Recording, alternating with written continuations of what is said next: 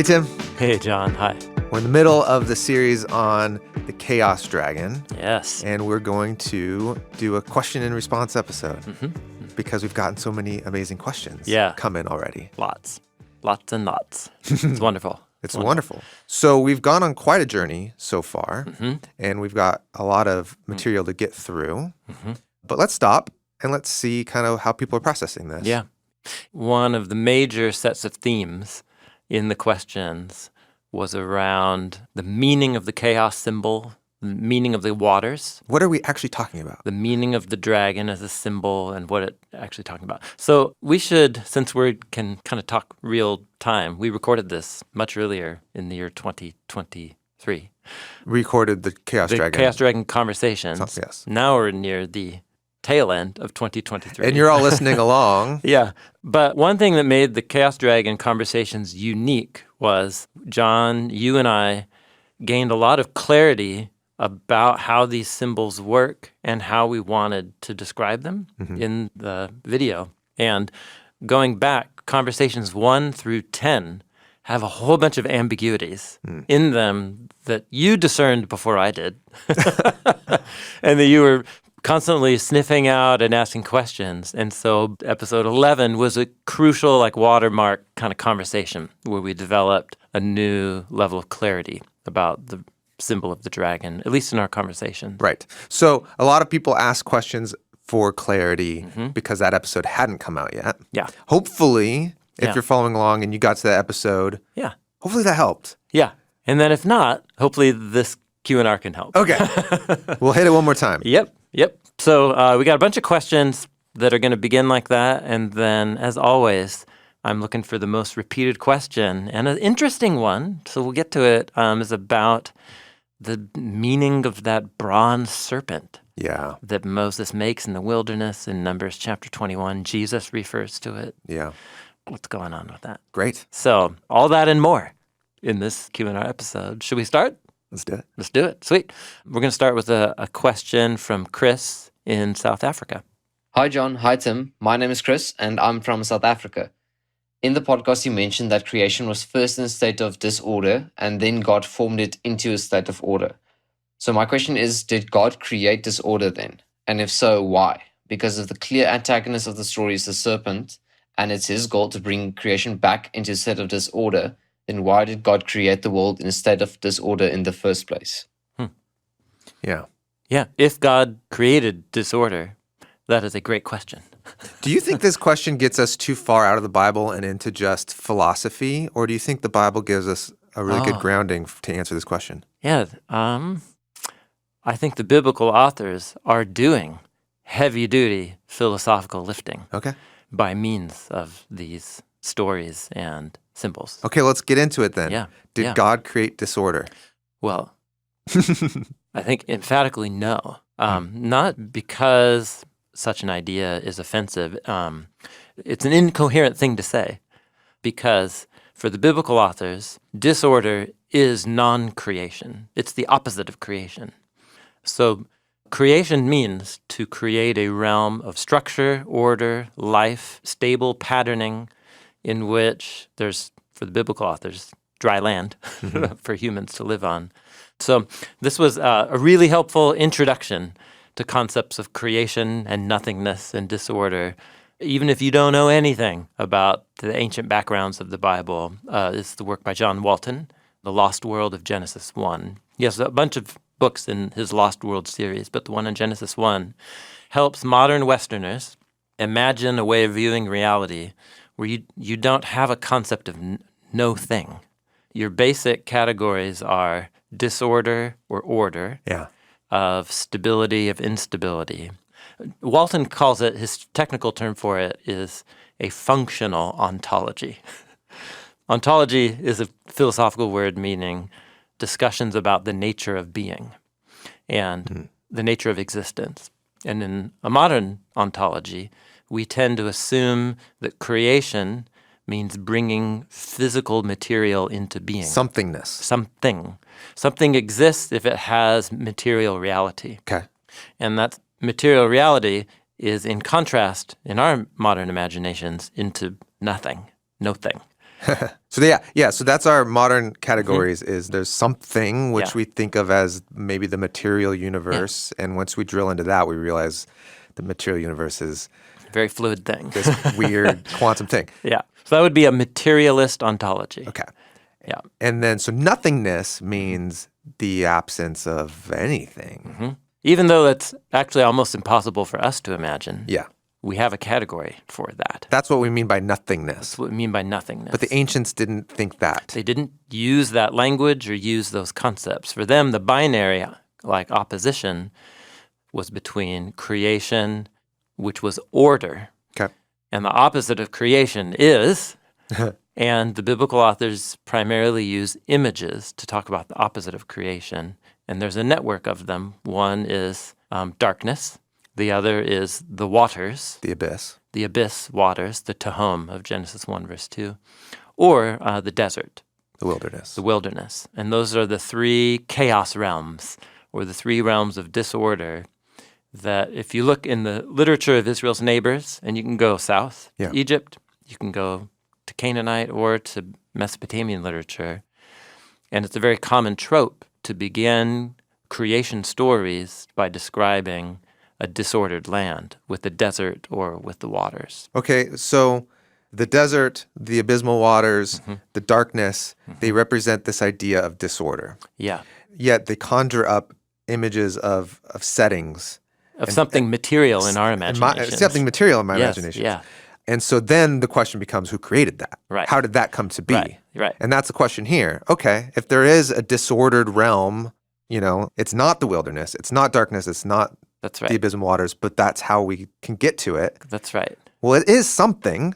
So then who created it? Or am I wrong? It's not something. It's not actually something. nothing. It's the opposite of creation. Okay. So if let's use our modern Okay. imaginations. Let's say using a materialist ontology. Okay. So if we're saying God created something out of nothing, then for us it's incoherent to say, well, who created nothing? It's a contradiction in terms to say who created nothing. Right. We're like, well, nothing is the opposite of creation. Creation is the thing that's the opposite of nothing. Right. So that's why it's a contradiction in terms to say who created disorder. Who created the dark chaos waters? Well, that's the opposite of creation.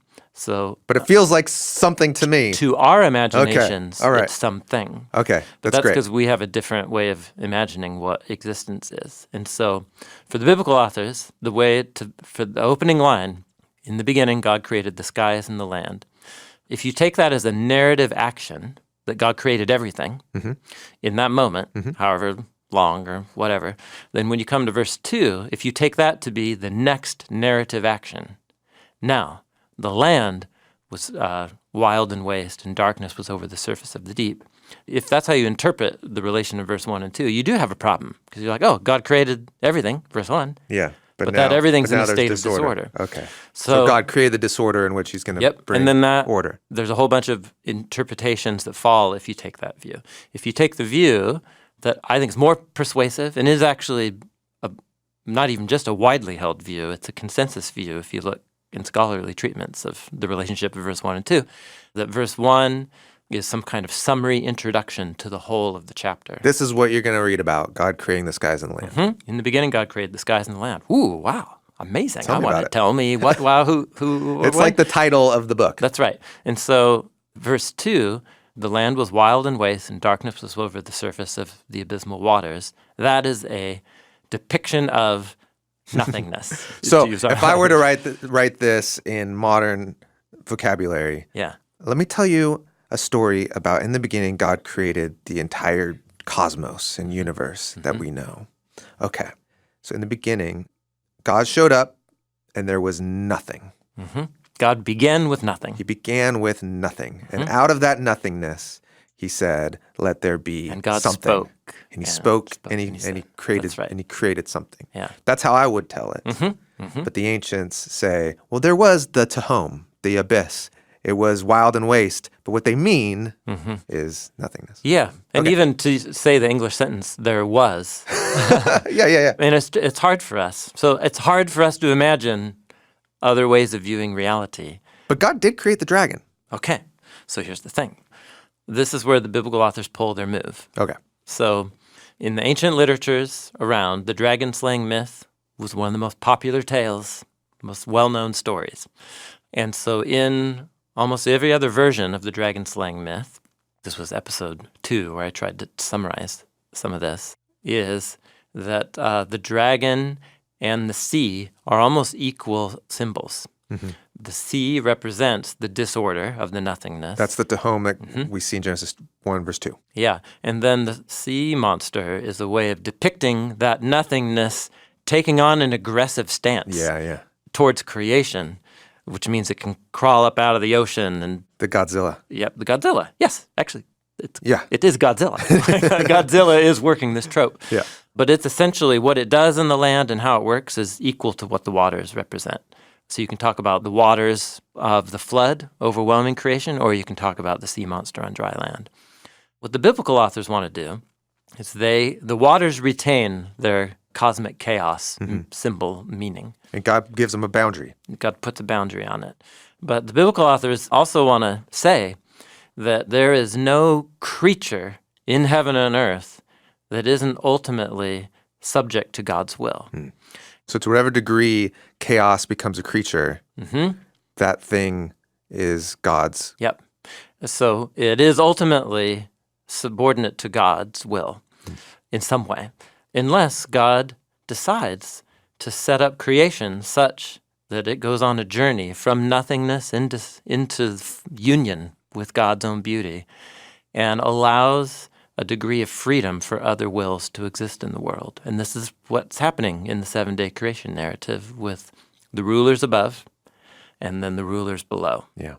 I was so happy with the clarity I feel clear that we achieved with the idea that the dragon in the biblical authors' minds is like a costume. Yeah. It's when a creature with a will and intelligence puts on or decides to take upon itself The power of chaos. the power to do what is good in its own eyes, and so becomes an agent, or it unleashes chaos on the land. And when creatures do that, the biblical authors use the dragon symbol applied to heavenly rulers or spiritual beings that do that, or to human beings who do that. So the biblical authors have taken up the sea serpent and reappropriated it in light of their conviction that there is nothing in heaven and earth that's actually a rival to Yahweh. But nothingness is a rival to creation because we came from nothingness, which means that we could potentially return back to it. And we can actually unleash nothingness on each other. And so is that roughly So I guess clear? the really quick answer is God did not create disorder. He created order. Yeah. And anything that counters that order to drive it back to disorder, that's the chaos dragon. Yep. The biblical authors use the symbol of the dragon to describe how intelligent creatures that have a will, that God allows an agency and will in creation, when they unleash chaos and reduce it back to disorder, the biblical authors use the dragon symbol to describe those creatures. Okay. Which is why rebel spiritual beings are described as snakes and dragons. Yeah. And it's why rebel human beings are described as snakes and dragons, which means that they have changed the meaning of the dragon symbol within the biblical story. Okay. That's not primarily the meaning of the dragon symbolism in ancient Near Eastern literature. So they've pulled a fast one. They're innovators. Yeah. Yeah. But in day 5, when the dragon's put in the sea, that humans don't exist yet. Oh. Nor do the spiritual beings, right? Or no, spiritual No, beings. they do. Oh, well, so there we're back to the dragon taming strategies. Okay. They've reduced what is in their neighbors' literature The rival god. the rival deity or a cosmic rival Yeah. to the creator god and turned just it into another creature. Yeah, rubber ducky or a dangerous one. And it's with Genesis 3 then that the dragon or reptile symbol gets applied to a spiritual being. And then in the next story with Cain, he becomes an agent of that spiritual being. And you get the image with Cain then of people acting like snakes. Yeah. Yeah. All right. So hopefully that clarifies, Chris. And actually, we got another question that is looking for clarity on maybe some of these earlier ambiguities, and this comes from Danielle in Kansas. Hi, this is Danielle from Kansas. If the chaos dragon is a darkness, is the darkness a created being or an eternal force of some kind? And if it is an eternal force of some kind, what is its relationship to God the Father? Thank you. Mm-hmm. Yeah. Thank you, Danielle. Mm-hmm. This is an important question. It's an important question to clarify what kind of God is being talked about in the Bible. But there's this really sophisticated move happening here that's kind of hard to wrap your minds around. Mm-hmm. So we've talked around it. Mm-hmm. Let's talk about it really directly. Yeah. God created order. He didn't create disorder. He created order. But there is an opportunity for that order to become disorder. And that opportunity can be God's creatures, Mm-hmm. humans and spiritual beings, can become agents to do that. Yeah. And so that opportunity and the agents that pursue that opportunity Mm-hmm. are the ones creating disorder. That's and right. creating darkness. Yeah. Mm-hmm. In other words, darkness is an image for nothingness or disorder. Mm-hmm. Darkness, the chaotic waters, or the desert. Those are realms or images to describe the nothingness. So the chaos dragon is not darkness. What the chaos dragon is it's a symbol used to describe when intelligent image bearers of God, spiritual or human, behave in ways that reduce the order of creation back into nothingness. Okay. Yes. And then at a level below that, doesn't it also just represent the fact that in reality, I'm going to experience chaos and darkness? You know, like the things rot. The ocean will pull you in and destroy you if you're hanging out in the wrong spot. Sure. And we are all returning to the dust. And we are returning here to the outside dust. of Eden. Yeah. And so that is that decreation force. Yeah. So that decreation force, Yeah. call it darkness, call it whatever, Mm-hmm. it does exist Mm-hmm. in some real way. Well, yeah, it's a parasite on existence. Or maybe think of it this way. Sort of, again, we're back to the biblical authors doing heavy-duty philosophical work. Okay. So their most basic assumption is the meaning of the God of the Bible's name, Yahweh. He is. He is the one who is. Yahweh's existence doesn't depend on any other thing, just he is the I am. So that God is reality. So whatever creation is, it's something that came into existence out of nothingness, and its existence is conditional, dependent. And that, like, you and I have not always been here. Yeah. Like, our existence depends on all the contingent things that came before us, and so for something to exist and to share in ultimate existence, it needs to enter into some kind of union with God. That's the basis of the biblical story. And so you're saying then what I experience is just normal, which is that death drives us all to the ground. Mm-hmm. You're saying that's a parasite on reality. It's the result of what happens when creatures are not in union, participating in God's infinite life. We are coming out of the nothingness. We live short little lives of borrowed existence and return back to the nothingness. That's the fate of a creature that's not in union with God. I'm just trying to take the logic of the biblical story of the first few pages and paint the picture. But yet, God's creatures are made to participate in God's own life, which is why the biblical story ends with a depiction of heaven and earth with God's creatures and God's own life. Yeah, and there is no sea, together. And there is no darkness. Exactly. And the dragon is slain. Exactly. Right? Dragon's gone. It's all garden. It's all light, and it's no more ocean. And so no more disorder, no more nothingness. Everything has become and is sustained into its full thing. So the darkness is not a rival to God. It's not a created thing. It's the opposite of creation. And what God wills is to bring something out of the nothing so that something can share in the beauty and gift of of existence and share in God's own life. Like, that's the arc of the biblical story. Yeah. So whatever the darkness is, whatever the chaos waters are, as C.S. Lewis famously said, Oh, did he? Parasite. Is that what he said? Didn't he also have the shadow metaphor? Oh, yeah, play that out. Well, Yeah. what is a shadow?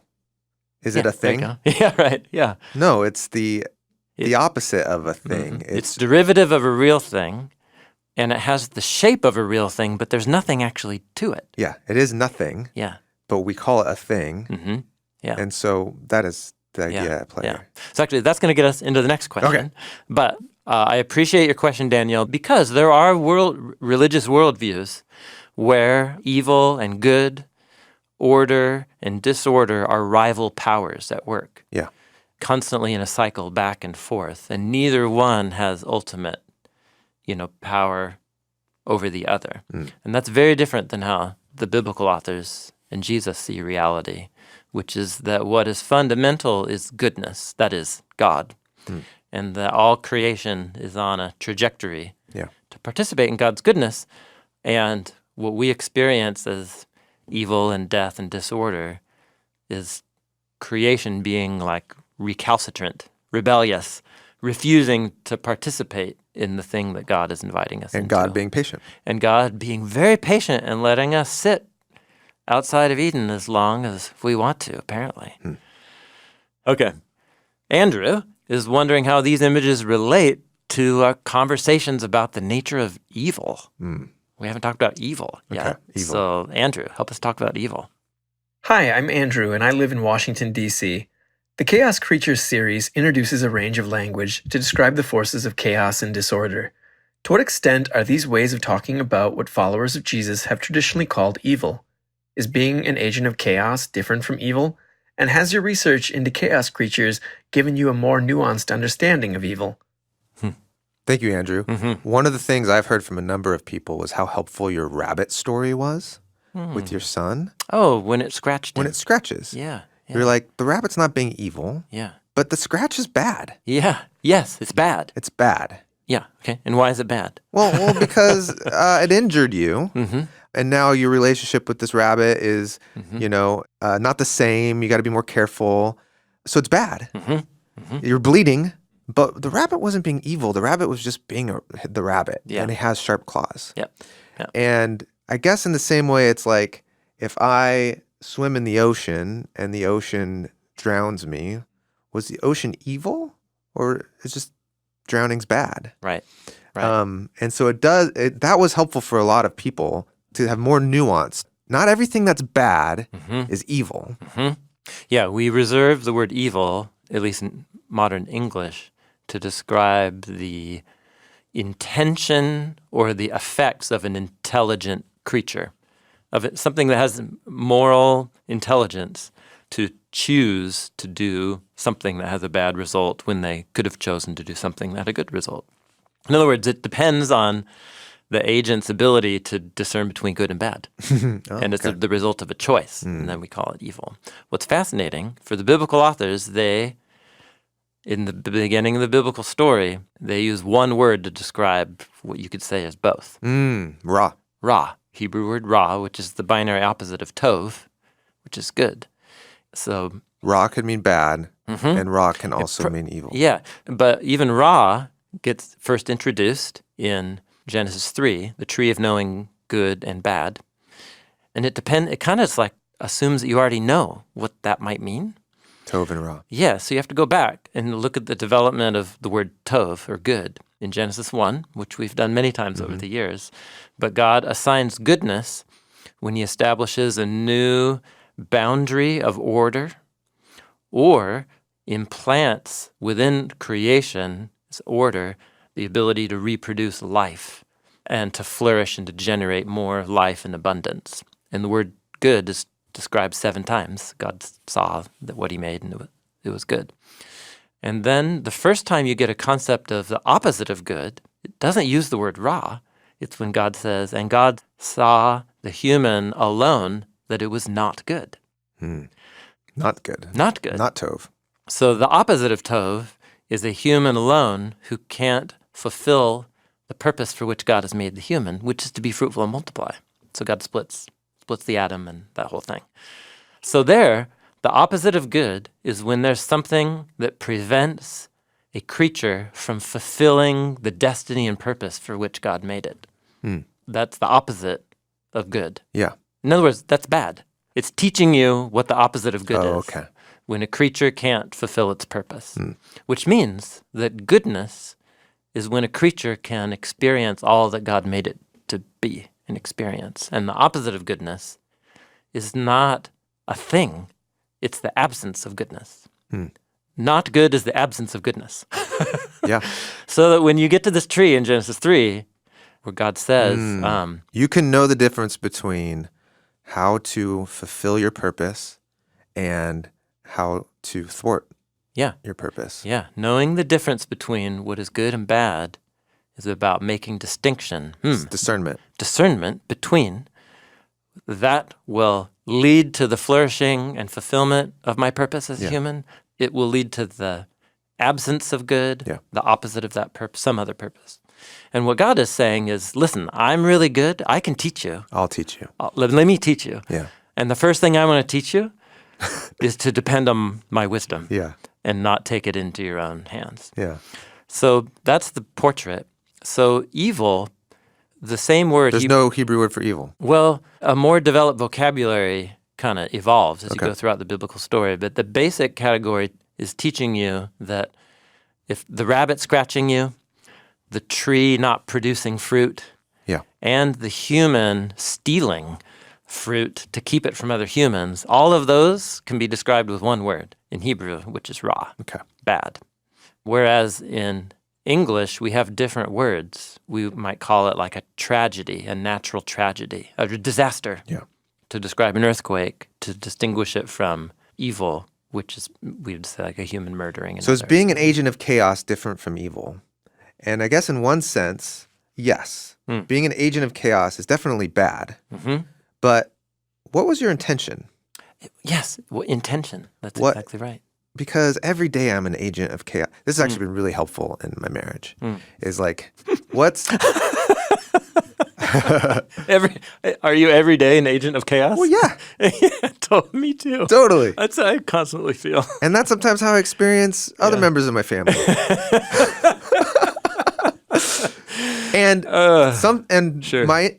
for some reason, it's human condition to immediately go, you are meaning to do that. You are trying to create chaos in my life. We assume intention. We assume the attention. Yes. When really they're just trying to cope. Yes. They're just trying their best strategies to make their life work. They're not trying to create chaos for me.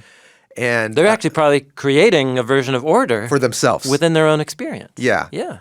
Whether it was a good strategy or not. Yeah. Totally. Yeah. So there is some nuance here. There is this clear moment, though, where the biblical authors are like, look, the monster's there. You can rule it. If you don't, that's kind of evil. Yeah. But there's this ambiguity, I think, that we need to give more space for when it's like, I'm offended by someone. I don't have to jump straight to their being evil.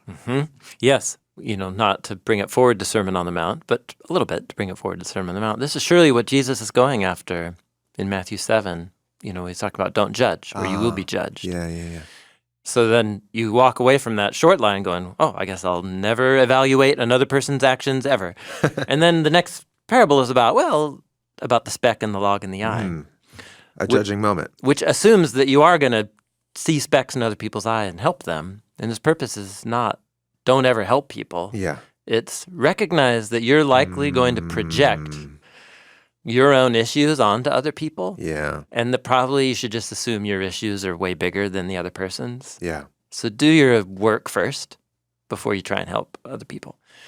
And there's more to it than that. But that's take the log out of your own eye. Yeah, that's right. Okay. But the default is that we tend to project a higher degree of intention onto other people's actions that result in ra, when in fact that may not be what they were trying to accomplish. And think, for the biblical authors, their way of honoring that within the wisdom tradition of the biblical laws is all the murder laws are all these case laws about intention. let's say in Deuteronomy, let's say two guys are chopping wood, Mm-hmm. and the axe head like flies off and strikes another guy and he dies. Yeah. So that's a totally different situation than if he was like, let's go chop some wood, and then you hide behind a tree and then chops guy's head off. Yeah.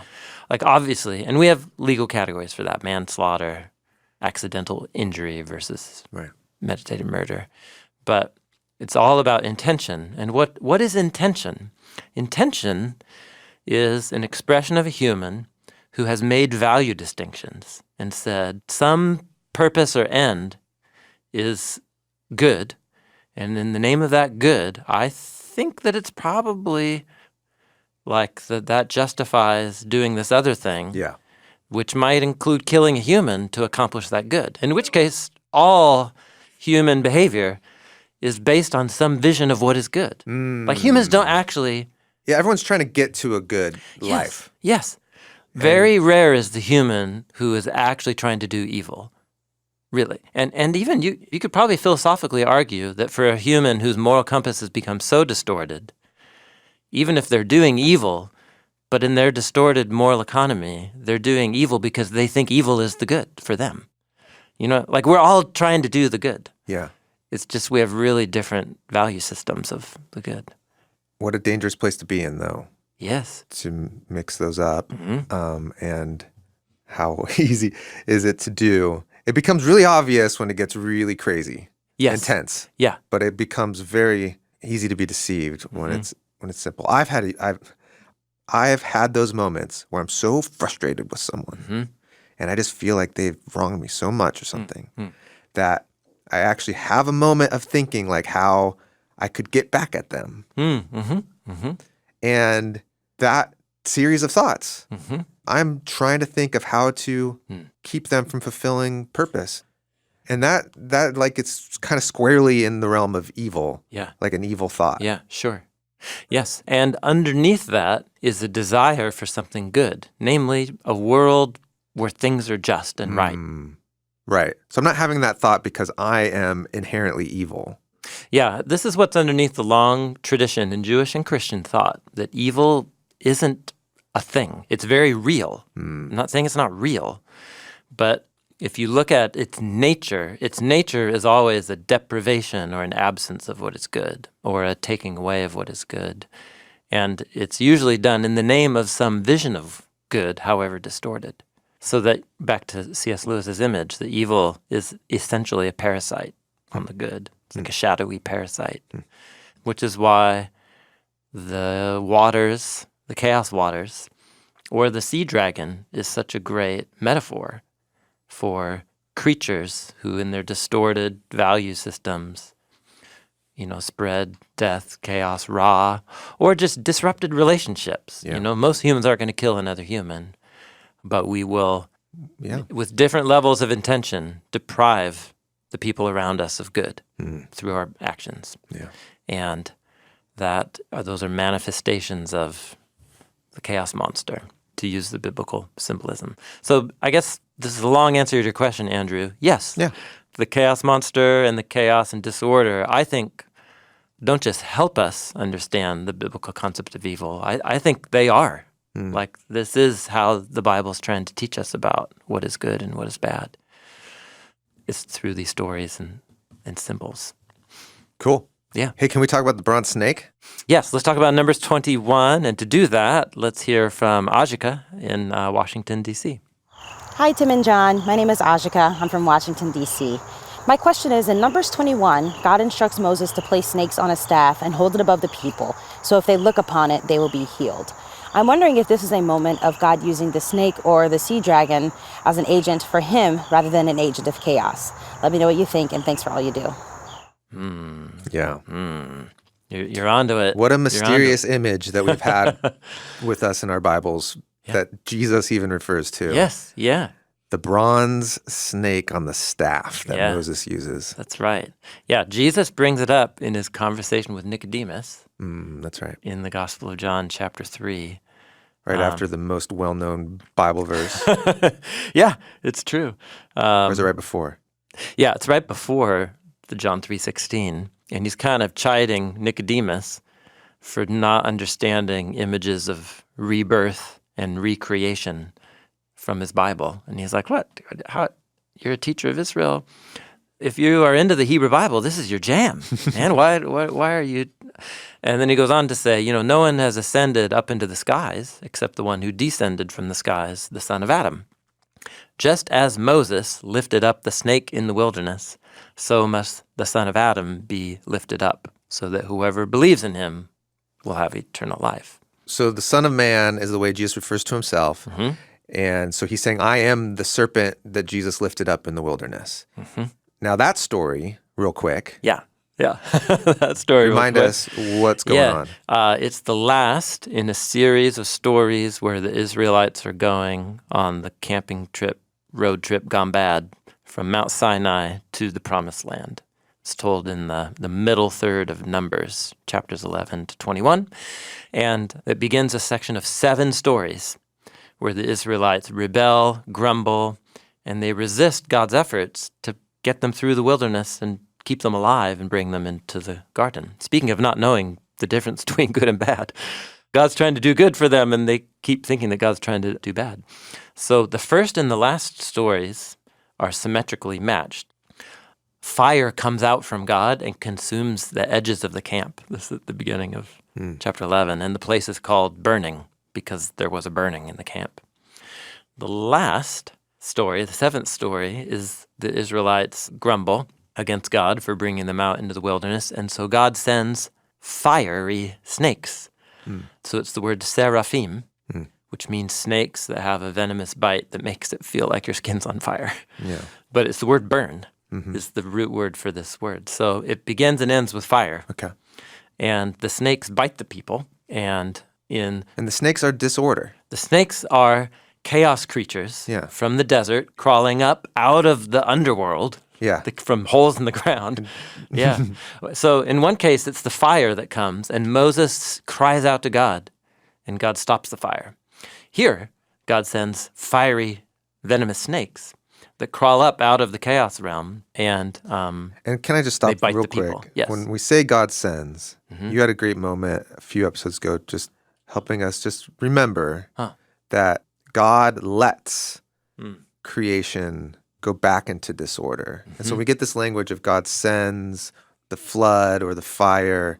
You can kind of get this image of like a God who's like, I'm going to punish. I'm maliciously like retribution, where the biblical framework is more that God sustains everything. And at some point, God allows decreation to take back over. Yeah, if you're trekking through the wilderness, but you've got the fiery glory protecting you of God, then the snakes are going to stay away. But if the people are consistently saying, why'd you bring us out here? We don't want you with us anyway, Yahweh. Let's get our own leader. Let's go back to Egypt. It's giving you what you want. Then Yahweh says, okay, I usually hold back the snakes, but if you don't want me to be who I am today, then that's totally the image. Yeah. Also, we need to remember the Israelites in the wilderness are a people called out from among the nations to be God's unique covenant partners in a kingdom of priests. And that singling out what God did to demonstrate his character to them in the Exodus from Egypt, in forgiving them for the sin of the golden calf, all that's in the past. My point is that the wilderness narratives and Numbers show God as being very more severe in his responses to the people's rebellion than before Mount Sinai. But they're uniquely culpable in a way. So they've entered into a covenant commitment with a God who said, listen, let me teach you the way to life. If you don't follow the way to life, you're going to kill yourselves. It sounds familiar. It sounds like on the day you eat of the tree of knowing good and bad, you're going to die. Don't do that. Yeah. And if you listen to my word, you'll live. Like that. That's the storyline here. Okay. So the people don't listen. They reject their God, and so they end up with snakes biting them. That's the end of the story. They all die of snakes. So the people come and say, oh my gosh, we've sinned. We've spoken against the Lord and against you, Moses. So intercede for us. And so Moses goes and does what he did, what he's been doing all along in the wilderness. And so God's instruction to Moses is to make one of these fire snakes, but to make a bronze version of it.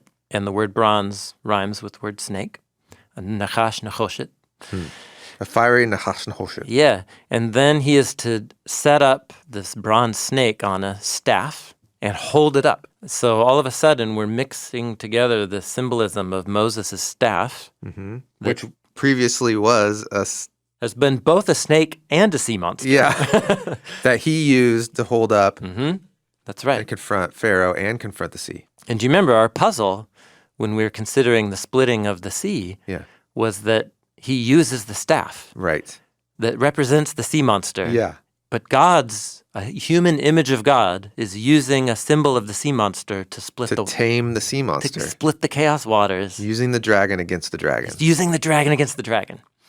And so similarly here, now the dragon in the form of these snakes is the source of death. But then Moses puts a version, right, an image of the snake on a staff and holds it up. And then anyone who looks at the staff with the snake Are saved from the snakes. are saved from death. So it's another image of Moses, the image of God. Look up to death to be saved from death. Yeah. And then, so here's this crazy riddle. This story is a full-on riddle. That's why it comes last. It's really short, but because you're meant to meditate on its hyperlink relationships to all the stories that came To be before it. saved from death, you need to gaze upon death. Yeah. And the same God who will hand people over to death if they refuse this gift of life is the one who wants to give life. And so the death is like it's on a leash. Death can only do its thing if people let death overcome them through their choices. Okay, but the riddle remains. But the riddle remains. Why not put a symbol of life on the staff? Right? It's a symbol of death. Yeah, that's right. The thing that you associate with death, God turns into the vehicle of life. But that's also true for the sea waters. The sea waters that are split with the staff that was the sea dragon, those waters are deadly. They'll kill you. Yeah. But they actually become the become a vehicle path of life. The path of life. This is the same thing of what the great fish represents in Jonah. The fish's belly. Yeah, the thing that normally kills people, getting swallowed by a sea beast, becomes a strange vehicle of life. And Jesus uses both the belly of Jonah's fish and this killer snake that becomes a vehicle of life to describe what's going to happen to him when he dies. Okay, and so, and then Jesus says, Yeah. basically, I am that. Yeah. That thing, that symbol. Yep. So what does Jesus mean? He's not death. Jesus is not death. No. What does it mean to gaze upon Jesus is to gaze upon the snake?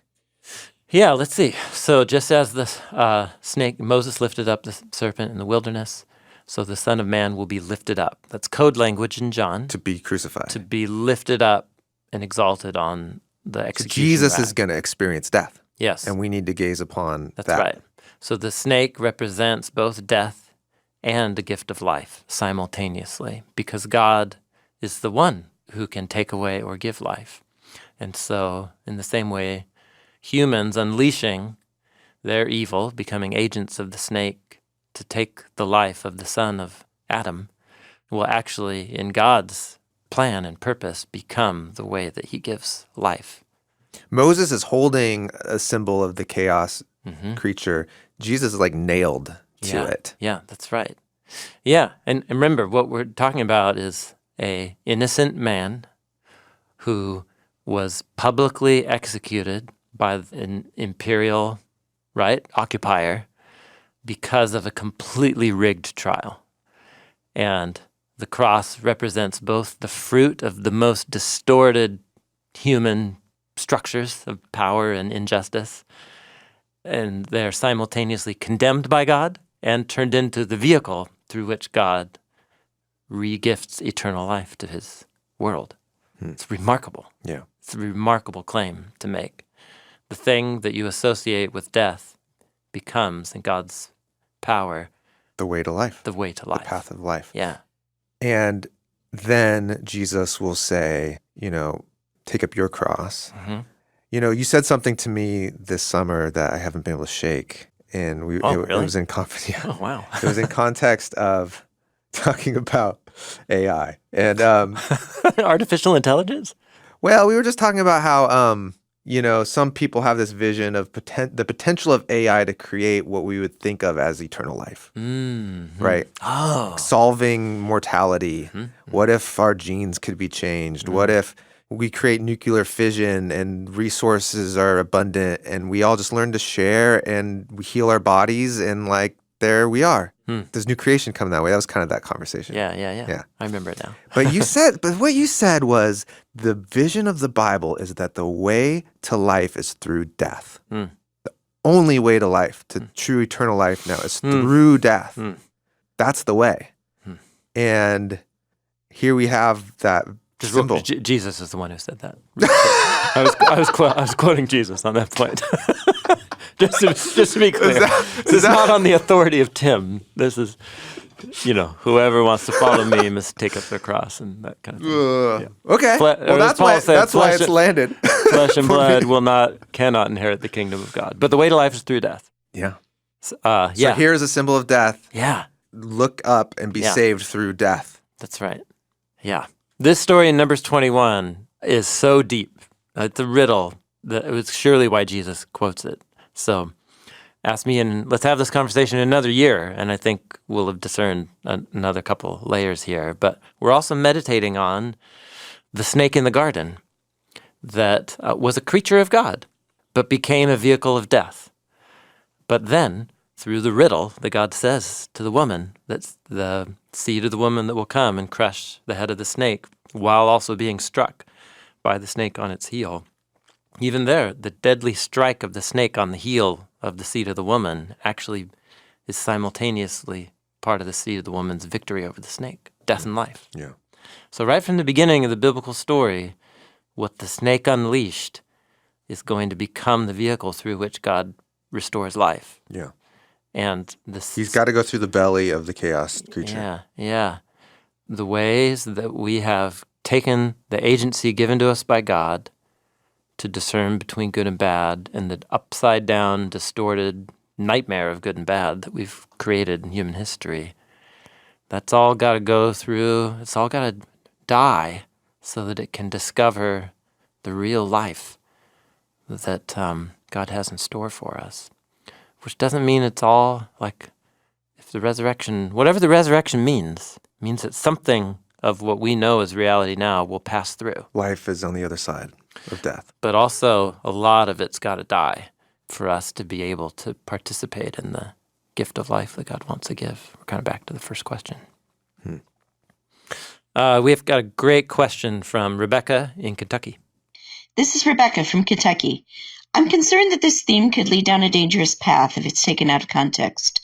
By saying that individual human beings can become actual chaos dragons, you might be giving people a convenient label for their political enemies, which could be co-opted to increase hatred or even to baptize violence. Without getting into politics, could you address this from a biblical perspective? Yeah, I'm really glad that question was raised. Yeah, thank you, Rebecca. Super important question. Yeah. And I feel that tension with like the story of David and Goliath, while it's such this cool story, and then the imagery gets even amped up more when we think of Goliath like a snake. Or remember the stories we looked at of Sisera, the captain, of the armies that Barak and Deborah fought. Right.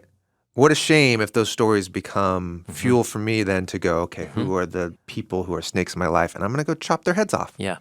And not just what a shame, let's just name the fact that these stories have been used and inspired people to do exactly that throughout the 200 years of their kind of interpretive history. So we just have to name, like, these stories have been read that way. And so what we need to then ask is, what is a biblical perspective on that? And so that's a long conversation, but probably the most succinct way to go, that if you're a follower of Jesus and you care about the Bible and what it says, it's, I think, morally irresponsible and impossible to derive a view from this that some people just are the seed of the snake and they need to have their heads smashed by other humans. Jesus explicitly rejected that view. And Jesus actually called people seed of the snake when he saw John the Baptist, and he did, certain religious leaders Right.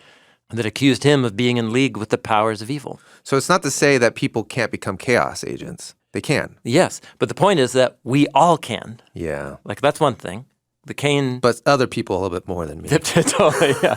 But that's what's so wonderful about, like, the David and Goliath story, for example, is that David becomes a dragon slayer, but then also he becomes a dragon in his own family with the story of David and Bathsheba, and he actually becomes like Cain to Bathsheba's husband. So the biblical authors, what do you say? They don't play favorites. They're trying to show how any and every human can and will be co-opted by the dragon at some point. Right. So it levels the playing field. And then when you say Jesus explicitly, like, love your enemy. Yes, and then Jesus explicitly forbid his followers to use violence as the means for spreading and caring for the Even violence kingdom with of your God. mouth, like whatever we would call like Yes. propaganda or like Yes. just spewing hatred towards someone. That's right, yeah. Like Love your enemies, bless them, do not curse them. Yeah. Whatever that means, it means not. Calling someone a fool is as bad as murdering them. Yeah, that's right. So that's one angle, 'Kay. is to say, if I'm a follower of Jesus and I'm reading the Bible, whatever meaning I'm going to get out of these dragon slaying stories of a human to another human in the Hebrew Bible, it should not lead me to label other humans and think I need to somehow deal with them through physical force. That explicitly goes against the teachings of Jesus. And not just physical force. And also, thank you, even widening the forms of violence to verbal abuse and contempt. Yeah, contempt. Yeah. I mean, Jesus said we are to love our enemies. Yeah. Actually love them. Yeah. And engage them in creative, nonviolent forms of resisting whatever destructive behavior they're unleashing in the world. Yeah. So that's one piece.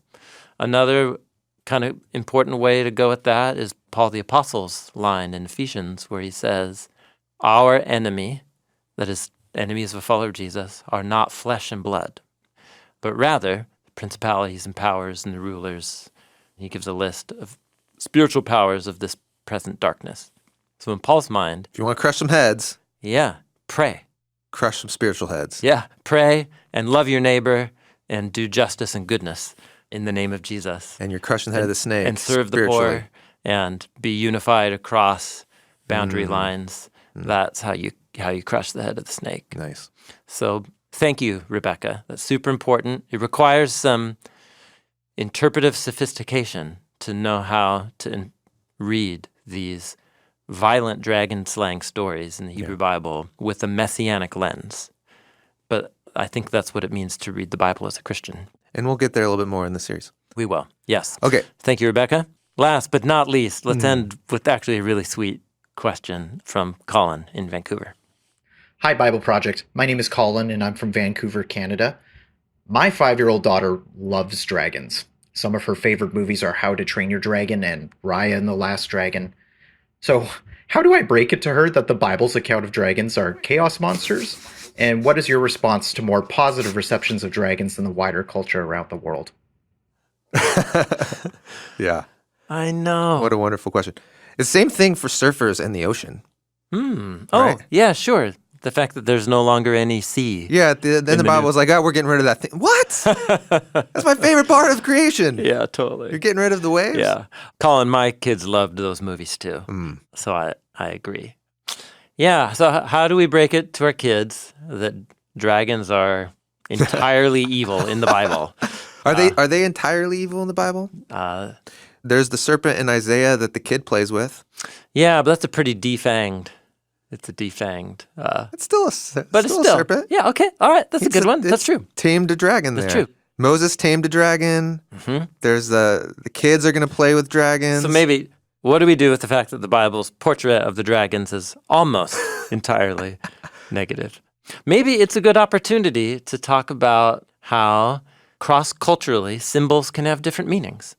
Because I think actually the reversal of dragon perception storylines are actually really beautiful. Right. And there's a number of children's books that we read to our kids over the years that are about that too, about the knight who becomes friends with the dragon instead of slaying it. Right.